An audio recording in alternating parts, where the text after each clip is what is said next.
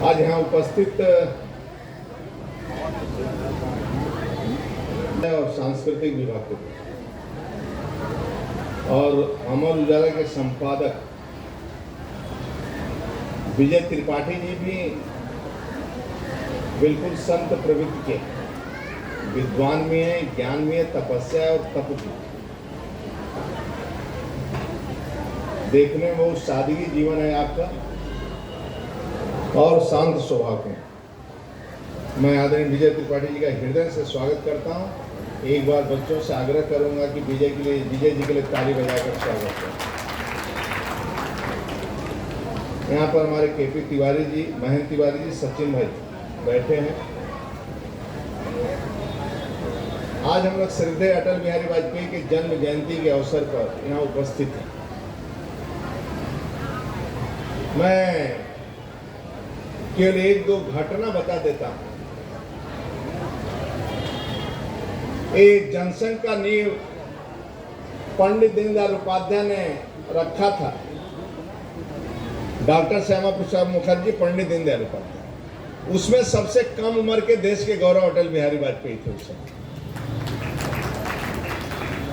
एक बार पंडित दीनदयाल उपाध्याय का उद्बोधन होना था।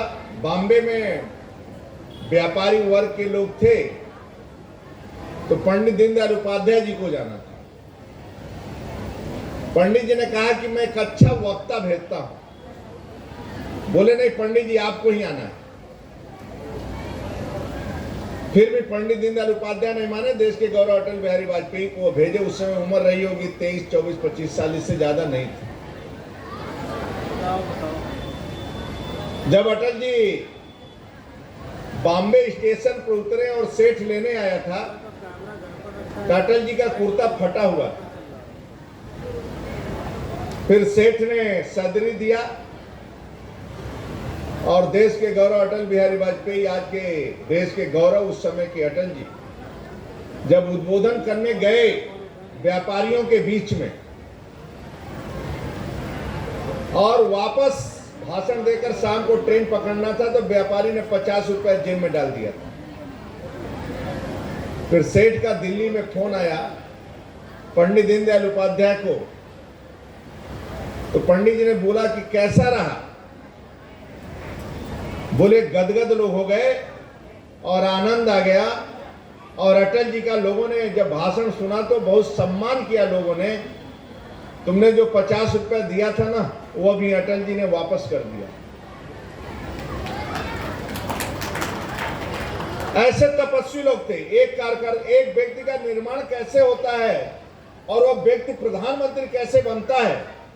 एक और घटना उनकी थी, पंजाब के दौरे से आए थे और शाम को गुवाहाटी जाना था।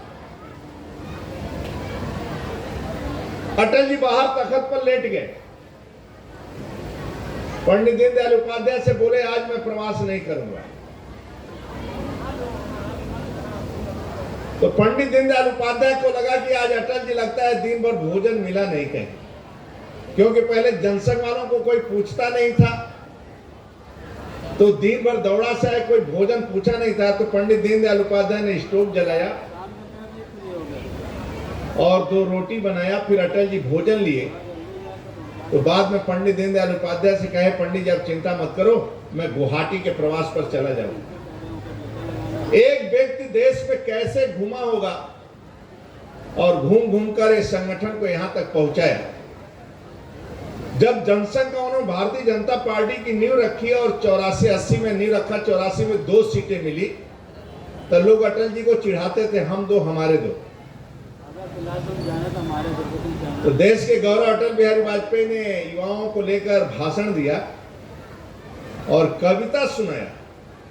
काय अंधेरा छटेगा, सूरज निकलेगा और कमल खिलेगा। अटल जी ने देश में कमल खिलाया और देश के प्रधानमंत्री बने। एक गरीब परिवार में जन्म लेने वाला कवि के बेटे और देश का प्रधानमंत्री बने। और ये अच्छी कहानी है कि पिताजी जिस स्कूल में पढ़ते थे उसी स्कूल में बेटा भी पढ़ता था। और अटल जी गरीबी परिवार में कभी झुके नहीं। पोखरण विस्फोट किए, कभी अमेरिका के सामने झुके, कारगिल युद्ध किया,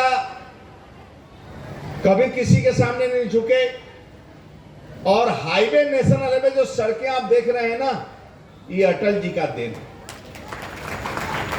और गांव में सीसी सड़कें, जिस गांव में शादी नहीं होती थी बेटियों की, ऐसे न रोड न सड़क, तो वहां शादियां नहीं होती थी। पहली बार हिंदुस्तान के अंदर 4 लेन की सड़कें चीरते हुए काशी से बॉम्बे और काशी से कलकत्ता पहली बार रोड निकला है। ये चीरते हुए 4 लेन की सड़कें, तो देश के गौरव अटल बिहारी वाजपेयी ने देश को दिया सब। बस आज के अवसर पर बच्चों से इस लाइन में जो बच्चे बैठे हैं, एक कहानी सुनाऊंगा और उनका नाम बताना आप कि वो व्यक्ति कौन था।